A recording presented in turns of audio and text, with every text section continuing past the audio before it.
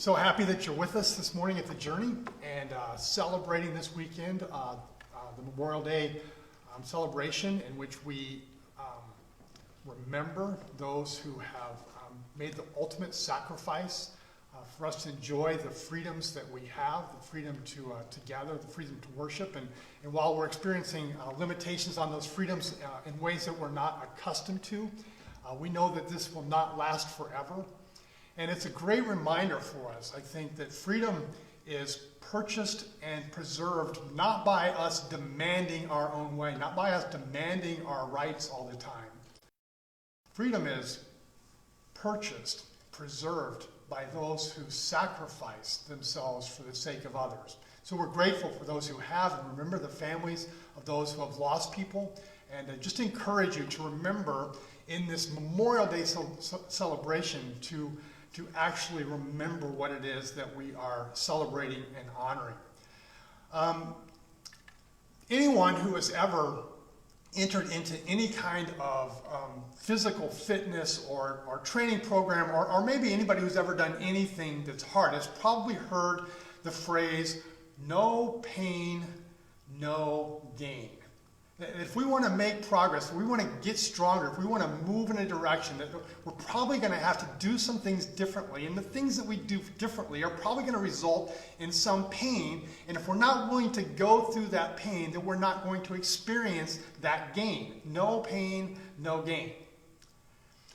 Unfortunately, it's not necessarily true that whenever we go through pain, that we will have gain.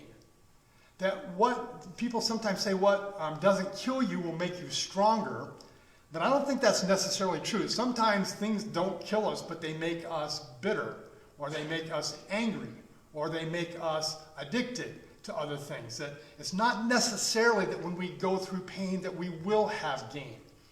And so this week I was doing a YouVersion app study that was prepared by Henry Cloud and John Townsend, the authors of the classic book Boundaries.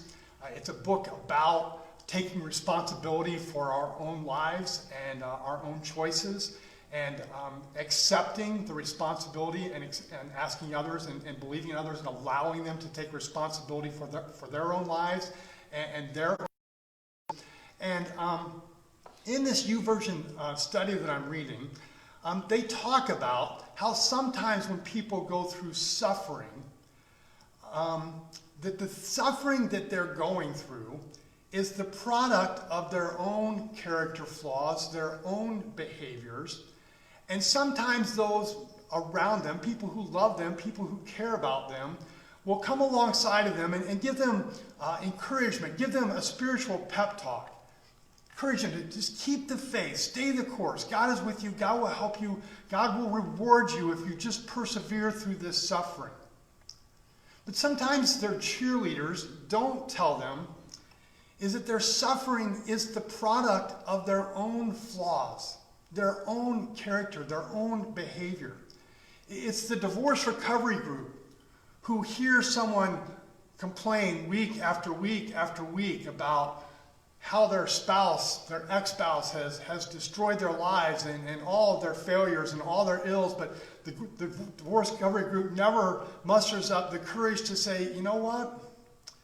We see some things in you that maybe have contributed to the demise of this relationship that maybe you need to confront, maybe you need to deal with, or the family who has a family member who's lost the fourth or fifth job and they come home and complaining about the boss and how unfair they are, and it's the fourth or fifth time that they've come home, and the family never comes alongside of them and says, you know what?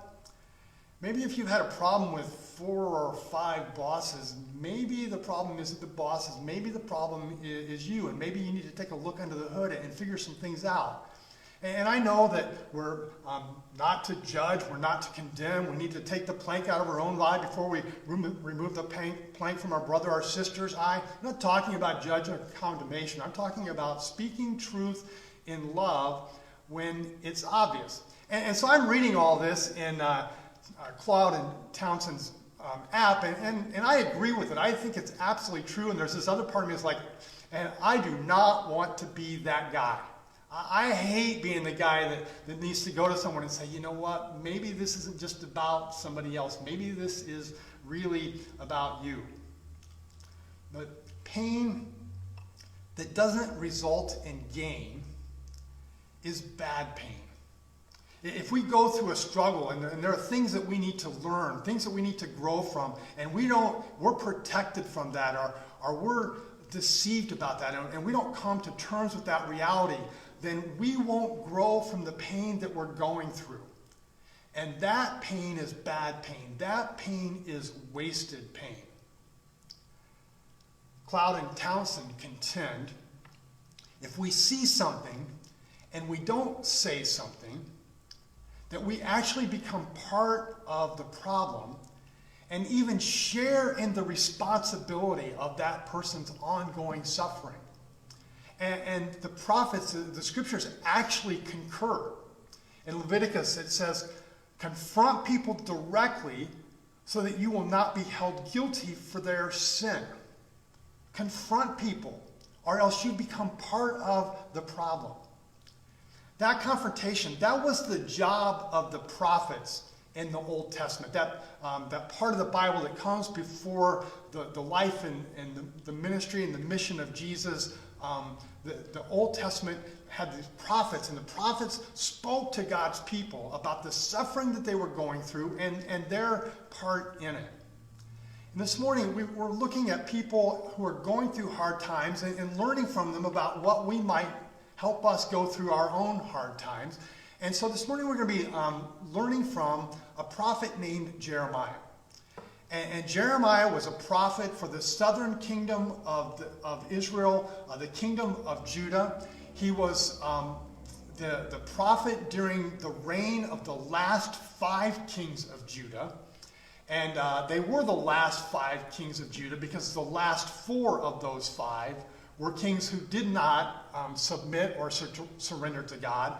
And so ultimately, because they didn't, the judgment of God came down upon Israel. We'll talk a little bit on the nation of Judah about what the reality of that is. But there was a storm looming during Jeremiah's life and during his ministry of prophecy. And it was a storm to the north. The northern kingdom of Israel had already fallen to Assyria, and then Assyria had fallen to Babylon, and now Babylon was pressing in on the north and represented imminent doom for Judah. God called Jeremiah to be the one who would speak the truth to Judah. It says, Jeremiah, you're my guy for that calling. I knew you before I formed you in your mother's womb. Before you were born, I set you up apart and appointed you as my prophet to the nations. Jeremiah, you're my guy. Jeremiah, like me, he doesn't want to be that guy. He says, you know what, like Moses said, I'm not a good speaker. Jeremiah says, God, no, not me. I'm too young. I can't speak for you. I'm just a young guy. God says, Jeremiah, in fact, you are my guy. Don't say I'm too young, for you must go wherever I send you and say whatever I tell you.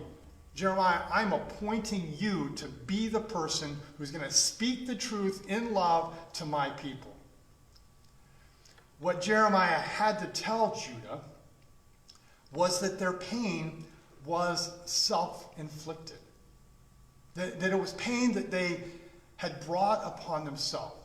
In Jeremiah chapter 2, verse 11, God presents his case through the prophet. Has any nation ever traded its gods for new ones, even though they are not gods at all? Yet my people have exchanged their glorious God for worthless idols. Now, when you see that word idols, don't think, like marble statues or golden calves. Idols of anything that we put above God in our life. Anything that we give priority to. Anything that we rely more fully upon. Anything that we place above God becomes an idol for us. God says, the heavens are shocked at such a thing and shrink back in horror and dismay, for my people have done 2 evil things. They have abandoned me, the fountain of living water, and they have dug for themselves cracked cisterns that can hold no water at all. Through the prophet Jeremiah, God is saying to Judah, you think your biggest problem is Babylon. You think your biggest problem is this threat that's coming down from the north, but your bigger problem is much closer to home. It's your water supply. Because water is life. Water is the source of life. And you have made as the source of your life these cisterns that have stagnant water in them, not fresh water, not refreshing water, not life-giving water, but stagnant water, and they're leaking to boot. What you're relying on to save you from the onslaught of life isn't up for the task, isn't capable of giving you what you need. Babylon isn't your problem. Babylon is exposing your problem. Now, we're living in this season of a lot of pain. COVID-19, the pandemic, is doling out a boatload of pain across a large area and in a lot of different areas of our life. And so I titled this message this morning, The Paindemic. And we've used, I've heard so many words used to describe the pandemic and the season that we're in. Words like unprecedented, difficult, challenging, troubling, uncertain, chaotic, confusing, disruptive. I'm going to contend this morning, or actually, I'm going to let Jeremiah make the case, right? Because I don't want to be that guy, so I'm going to let him be that guy. That some of the pain that we're attributing to the pandemic isn't being caused by the pandemic. It's being exposed by the pandemic. It's being exploited, and it's being complicated by the pandemic. But like Israel thought that Babylon was the problem, but really they had broken cisterns of leaking water,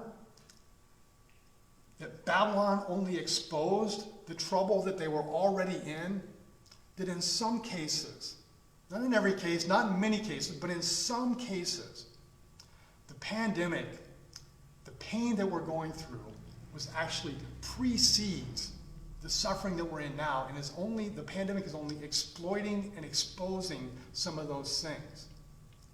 So I'm not judging, I'm not condemning, I'm not telling you this is the case for you. I'm just asking you to think about some things and ask some questions of yourself. Allow the prophet Jeremiah to speak into your life. What is the pain that we're going through? It's a health threat.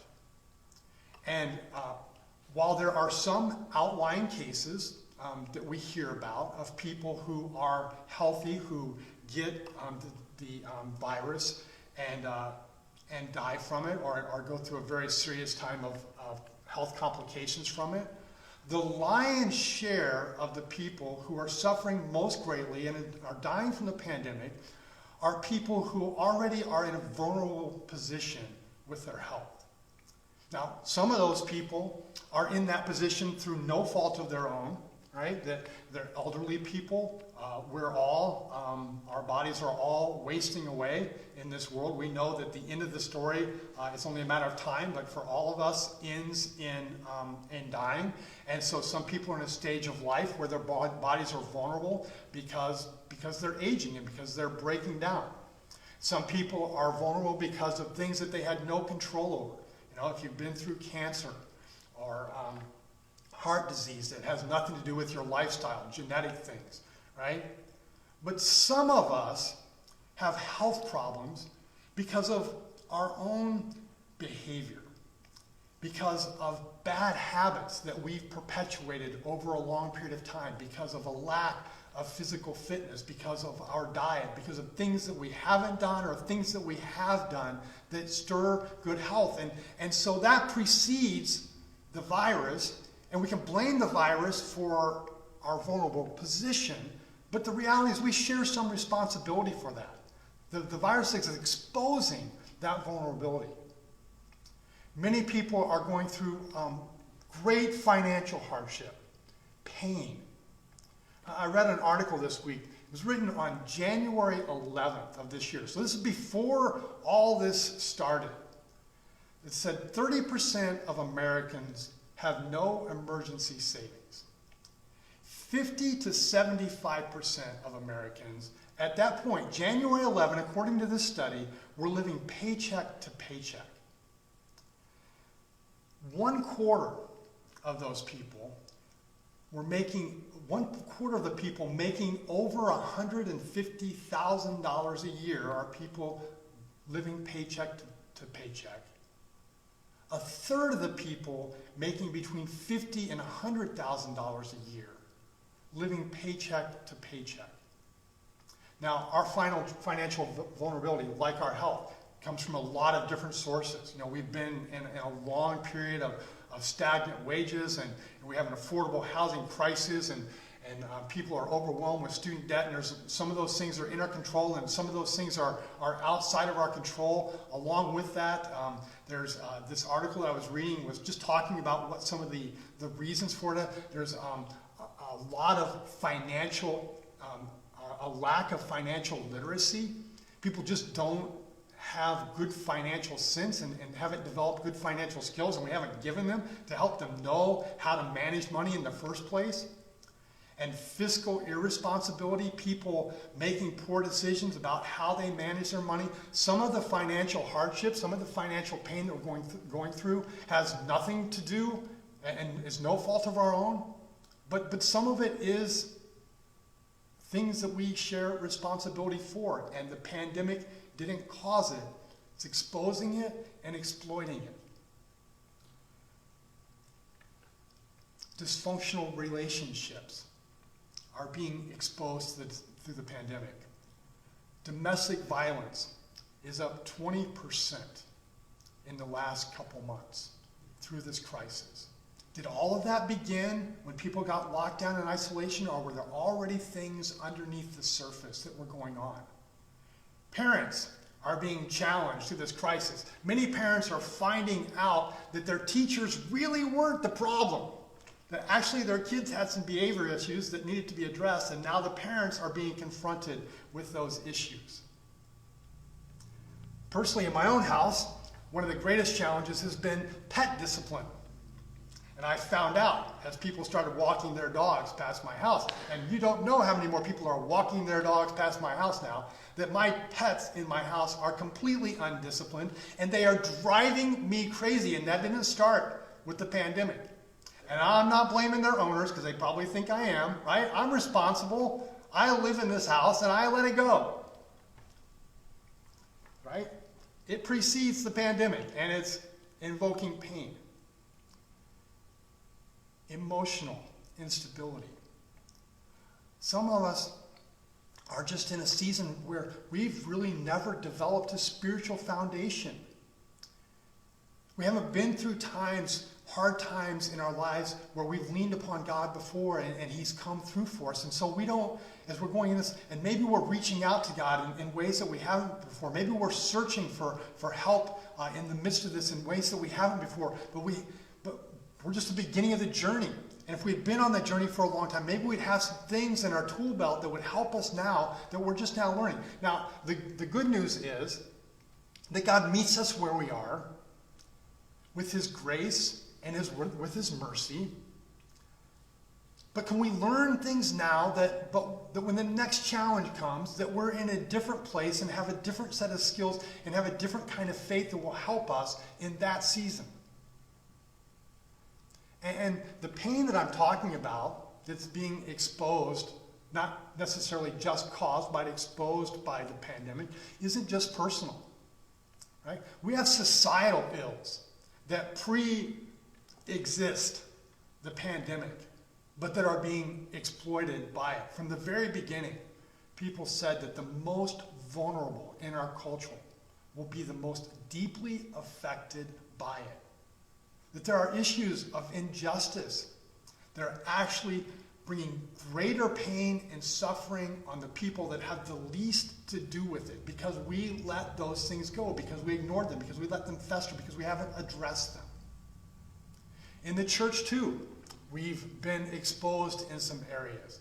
I think one of the things that I've learned from this season, I'm a kind of an anti-tech guy when it comes to church. And I know a lot of churches have gone to virtual worship before, and I've always kind of, we need to do this in person. We need flesh to flesh. We need to be in relationships with other people, and I've kind of pushed back against that. In the church, we've talked for a long time about how important it is for us to get out of the church, outside the doors, and to live life on mission in the world. And we talk about it, and we talk about it, and we talk about it. And we went through a season, through a process in our church last fall where we just were confronted by the fact that the church is not getting outside the doors and is failing in its mission and to reach the world. And what's been exposed in all this is that the virtual technology actually can and is helping us in our mission, and we're being forced outside of the church. We need to learn in this season to become more effective in our mission. In those cases where the pandemic is not just the cause, but is exposing the pain that's beneath the surface, if we just blame the pandemic, we'll feel the pain, but we will miss the gain. Now, some people might say, is this really the right time to be talking to people about their finances or about their poor health because they had bad diet and exercise, or about, because it's like, are you kicking people when they're already down? But kind of one of the realities of our human nature is pain is what moves us. And it's maybe exactly at this time that we need to hear some of these things, because there is pain, and once the pain's removed, maybe we forget about it and go back to status quo. Maybe now is the time for us to make some hard decisions, to make some changes that will make sure that this isn't bad pain, that this isn't wasted pain, that this actually produces gain in our lives. As Andy Stanley, the pastor, said it, he says, all this pain without any gain would be a shame. All this pain without any gain would be a shame. See, here's the thing. Babylon was coming. The pandemic was coming. Crises are inevitable. Jesus said it succinctly. In this world, you will have trouble. This isn't the first, and it's not the last. The who and the what and the when and the where and the why and the how long and how bad it goes, all of those things are up for grabs. But if is not. Crises are inevitable. Tim Keller, author and pastor, writes this. He says, the main problem in your life is not what's happened to you, not what people have done to you. Your main problem is the way you've responded to that. He says, ironically, that's empowering. Why? Because you can't do very much about what's happened to you or about what other people are doing. But you can do something about yourself. When the Bible talks about sin, it's not just referring to the bad things we do. It's not just lying or lust or whatever the case may be. It is ignoring God and the world he has made. It is ignoring God and the world he has made.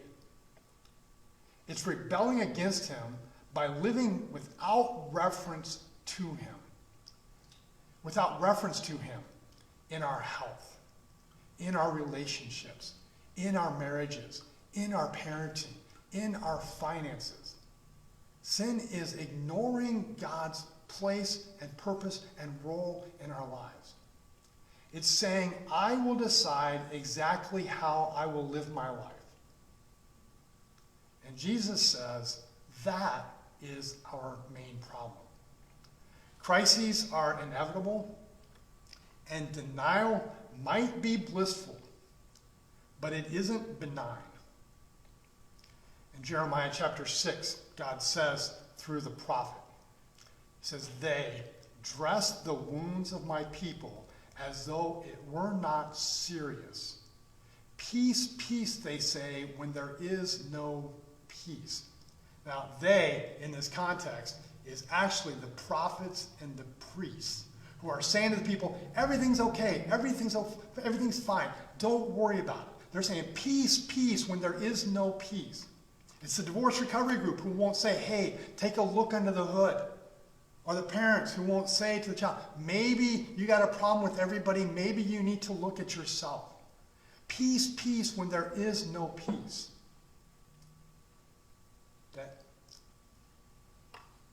the product of that is bad pain, wasted pain. Jeremiah says, too, that God isn't indifferent to our plight. In Jeremiah chapter 8, he says, since my people are crushed, I am crushed. I mourn and horror grips me. You read through the book of Jeremiah, I would encourage you to do this. God agonizes over the suffering of his people.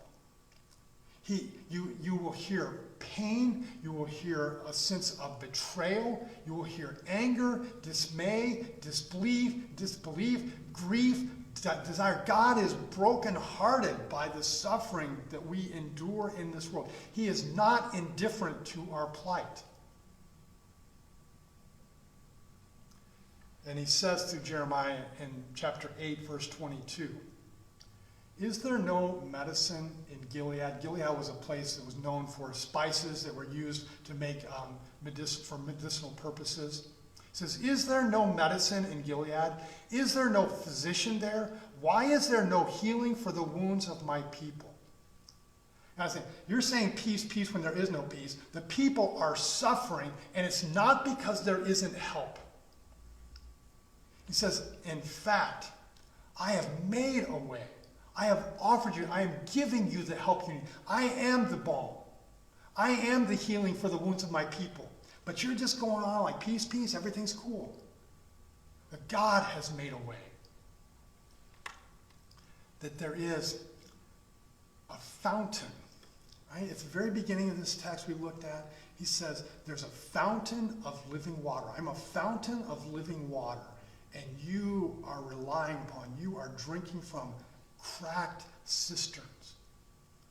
Jesus, in his ministry, comes to the woman at the well, Samaria, and says to her, I offer you living water, a spring of water welling up to eternal life. He says, help is here. Help is available. Living water is here for you. Will you drink of it? The call to worship this morning, come to me, all you who are weary and burdened, and I will give you rest, but will you come? God has made a way. God meets us where we are. In Jeremiah chapter 6, Jeremiah says, again, speaking the word of the Lord, this is what the Lord says. Stop at the crossroads and look around. I want to encourage you to do that. Would you just stop where you are this morning? Would you stop where you are today? Will you stop where you are and just look around? There's a lot of pain. We're going through a lot of pain. Is it all external stuff? Is it just Babylon? Is it just the pandemic? Or are some things going on here that I need to stop at the crossroads and look around, he says to his people. Ask for the old godly way and walk in it. Travel in its path, and you will find rest for your souls. Stop and look around. If you're off course, listen, learn, grow, walk through the pain that you might come out the other side, that you might gain from the pain that you're going through. Jeremiah 6, verse 16 ends this way, though. It says, but you, meaning Israel, I hope not you, I encourage it not to be you. But you, Israel, no, say no, that's not the road we want. We're going to continue to walk down the road our way and do things the way that we want to do it. What's the pain? Is it exposing something beneath the surface already? Were you drinking from cracked cisterns?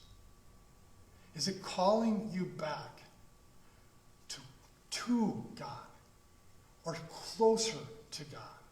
Is it drawing you back, calling you back to the fountain of life? How can I be sure? How can you be sure not to waste this pain? The most famous passage in the book of Jeremiah comes from chapter 29. This is what he says to Israel. After they're falling now to Babylon, the imminent doom has come upon them. It says, this is what the Lord says. You will be in Babylon for 70 years. He says, you're going to have to go through this. But then I will come and do for you all the good things I have promised, and I will bring you home again. You're going to have to go through this. It's already here. But he says, for I know the plans I have for you. They are plans for good and not for disaster, to give you a future and a hope. If you look for me wholeheartedly, you will find me. I will be found by you, says the Lord. I will end your captivity and restore your fortunes. I will gather you out of the nations where I sent you and will bring you home again to your own land. You will go through it, but it will not last forever. I have a plan and a future, and it is good. I want to encourage you this week to ask yourself some of those questions, to think about what are the answers, and are you inviting, and have you invited, and are you allowing God to lead you, to guide you, to set the course for you in your health and fitness, in your finances, in your marriage, in your parenting, in your role as a follower of Jesus, in your place as a seeker and searching for God? Are you inviting God to come and work in all those areas of his life according to his plan, according to his purpose? Or will you say, no? As it says in another passage in Jeremiah, they say, I love my foreign gods. I must have them. Right? That was ultimately Jesus' response. I can't quit walking down this path. God says there is a balm. There is help. There is hope. There's a fountain of life. Come to me. Lord, I pray for everyone who is hearing words this morning, and maybe they're feeling like, really, you're kicking me when I'm down. And Lord, if it's not good guilt, not all guilt is good guilt. Some good guilt is actually good. It moves us to a better. If it's not good guilt, Lord, I pray that you would just silence the voices of condemnation. But if there's something in there that they need to hear, something in there that I need to hear this morning, would you open our ears and soften our hearts to receive from the fountain of life, the life and the love, the hope and the future that you have for us, that our pain might bring gain. We might walk away from this healthier and wholer, more connected to you, more fulfilled in our lives, and more loving in our relationships. Lord, I pray, as I did at the beginning, come have your way. In Jesus' name, amen.